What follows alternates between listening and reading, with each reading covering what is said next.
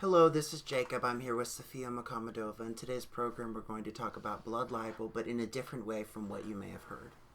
Right, so we're not talking about blood libel against the Jews today. We're talking about blood libel perpetrated by the Jews. Mm-hmm. So that's a little different. It is, yeah.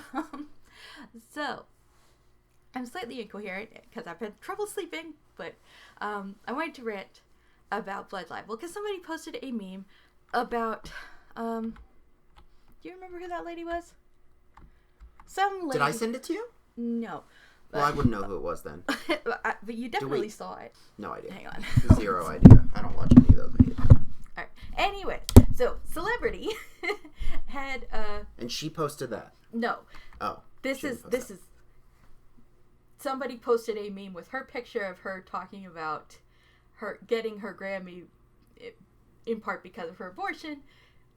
And so somebody posted this meme that says she literally held a golden idol while proclaiming that she had to sacrifice her kid for it. And the basis of this is actually something that probably never happened. Yes. Yeah. So the picture in this meme is of a statue of Moloch. And we know for a fact that this particular version of the statue of Moloch never existed. And this is one that was written in Jewish scriptures, right? No, this was written by Christian authors in the 3rd century CE. But was it ascribed to the Jews? What relation did it have to the Jews at all? So Moloch was a god who was worshipped by the enemies of the Jews. Okay. And so Christian authors, as they tended to do, took and embellished the story and ran with it. The Jews were not totally not guilty of this. Okay. But the Christians took it in a weird off direction. And they invented this myth that there was this idol that you would put the baby on, and it would like a lever action would happen, and it would throw the baby up into the idol's mouth to be consumed with fire. Yeah. And it was one of many stories that Christian authors created or stole from other cultures and ascribed to pagan peoples as they were in the process of persecuting them. Yes. So, this particular version of the statue absolutely positively could not have existed, because the lever action that is required was actually not invented for about 2,000 years after this idol was supposed to have been invented. Mm-hmm. But when it was invented before, it was invented before the Christians came up with this myth. Yeah, that's interesting. So the first reference to any kind of lever like this occurs in the 1st century CE by Hero of Alexandria, and there's actually no evidence that any kind of child sacrifice happened in ancient Mesopotamia, at least not on any kind of massive Although scale. There is from very early Hebrew cultures in some cases. It's kind of iffy. We'll get into that. Okay. The dead infants have been found, but they haven't appeared at a frequency or in a manner that is inconsistent with the medical knowledge at the time. So no antibiotics, no vaccines, very little understanding of medicine. A lot of kids died in these cultures.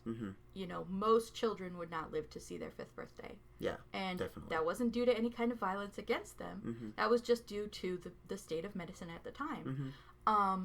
So another thing that kind of rules out that the children were actually victims of violence is that when there is ritual sacrifice, it usually leaves a very specific kind of consistent marking across all of the people who are sacrificed in that way. Because it's a ritual.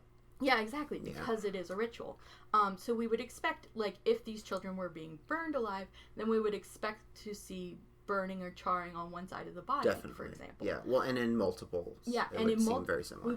We would see a ton of babies in the same spot that all had the same injuries. Exactly. Yeah. If it truly was child sacrifice. Yeah, if it was child sacrifice, and we don't see that.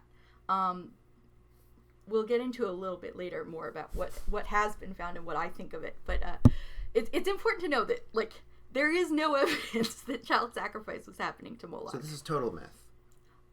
There is If you read again in chronological order the passages in the Bible that talk about passing the children through the fire to Moloch, I'm not sure it was entirely myth. I think that what it was forgotten over time, because in the earliest versions they don't talk about the child dying. In the earliest versions, they say, "Do not pass your child through the fire to Moloch." They don't have any kind of implication about this child dying. It's just something that you're forbidden from doing. Mm-hmm. And I think, like, the way that I interpret that is, I think that what the original people were talking about was more akin to modern coal walking, which is used by some as like a rite of passage, and it's notably not fatal. And that would be the fires. Yeah. It appears that you are walking through a fire, and it sort of feels like you are walking through a fire. But, and that seems much more intuitive than this whole ridiculous lever thing. Yes. Like, a lot of cultures do this kind of, like, fire walking, because it... Especially for boys. Yeah. Yeah. Because it kind of builds your self-esteem, and it is a very visual and a very, like, tangible kind of, like, rite of passage. Mm-hmm. Like, you're literally passing through the fire. Mm-hmm. And but it is notably, like I said, it is not fatal. If it's done properly by immersing your feet in water before you run over the coals relatively quickly, it can be done without any kind of injury or pain. Yes. And like, there's lots of science on this. So like, maybe I will link to some of this science, but it is notably a not deadly practice. Mm-hmm. And so that is what I think that the original authors were referring to, and over time it got forgotten what it was that they were talking about. That makes sense, yeah. Because it is myth, and myth is layered, and it's allegorical. And so, ironically, the myth of sacrificing children to Moloch might be the earliest example, or one of the earliest examples, of the literary occurrence of, like, the societal trope of accusing cultures you don't like of infanticide. Yeah. Which is now very common and is seen, like, throughout the world. The same method has later been used by the Greco-Romans against the Jews, for example, by Epion or Democritus, and Christians have used it against the Jews. Look into the Matzah conspiracy. That's really interesting. And in the last century, it has been done by Muslims against the Jews. Although before that, it was not done by Muslims against the Jews. And really? Yeah. Very interesting. We have caliphs going on record to say the Matzah conspiracy is bullshit. Really? Mm-hmm. So, did the Jews use this against other people? Or was it just used against them? It was, well, I think they used, it sort of got used against the followers of Moloch by the Jews. Yeah, I'd say so. But this was, but the origins of this were Christian, right?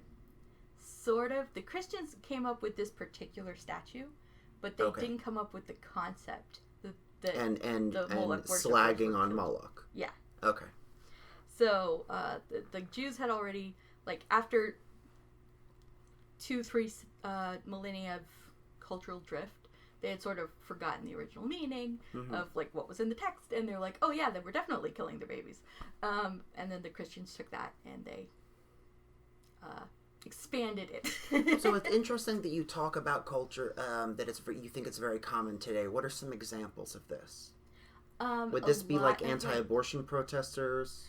That's definitely one of them, and this meme is definitely an example of that. I would say that yeah, that's why I kind of thought about that. But it's also been used by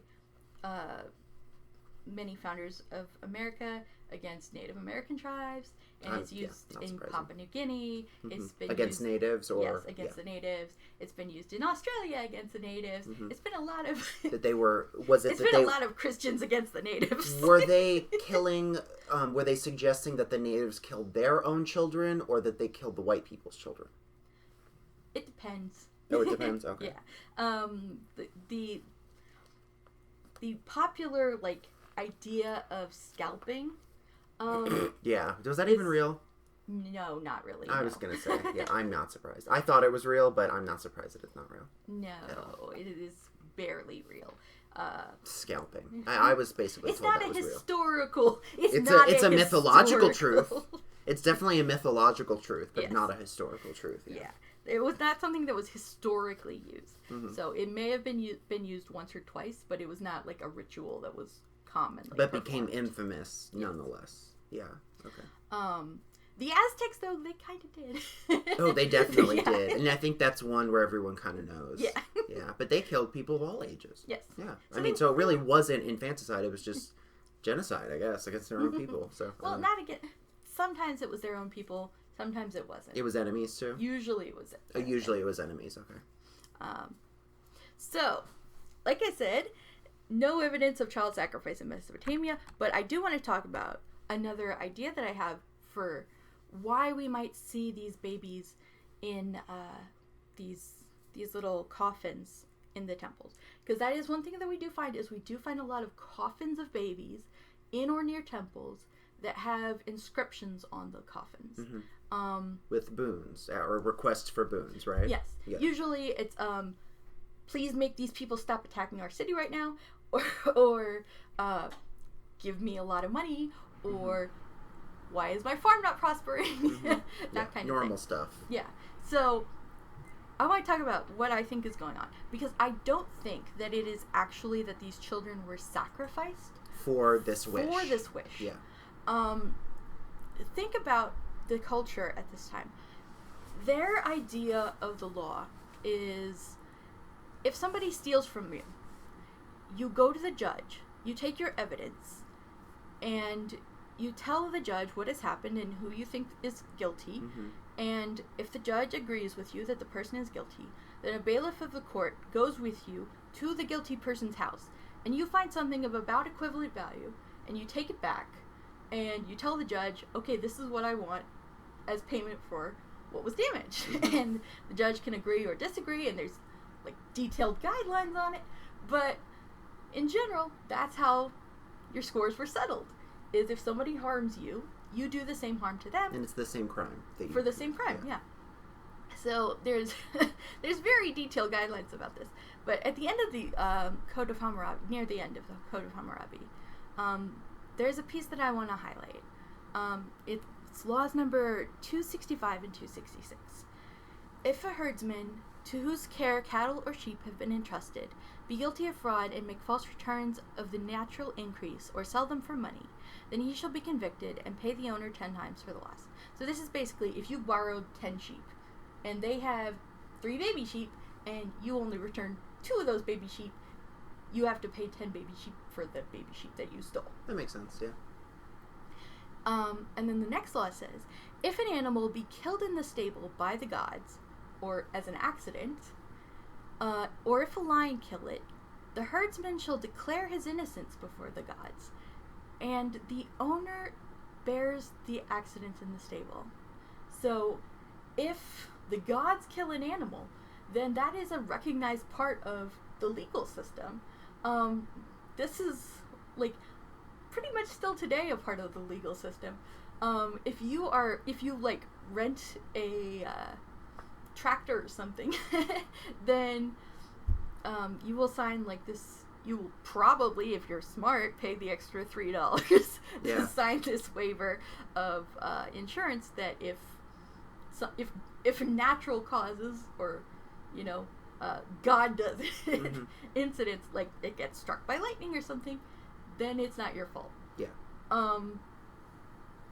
And then the owner of it pays the cost, just like the law here says. So, the gods doing stuff is a recognized part of their legal system. And what I think is going on with these dead children in coffins, with the prayers attached to them, is that the parents saw it as the gods stealing their child or taking their child from them in an unjust way. Yeah.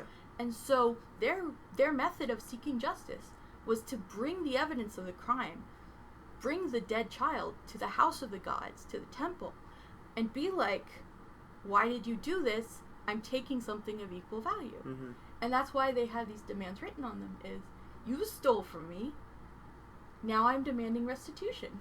Well, it makes sense in a pagan context, but it's interesting because here there is the recognition that God or the gods or a god could do something that's clearly wrong, mm-hmm. and that's clearly maybe even immoral and needs to be punished by whatever forces of the universe, it's very different from a Judeo-Christian Muslim attitude where God can never do God wrong. works in mysterious ways.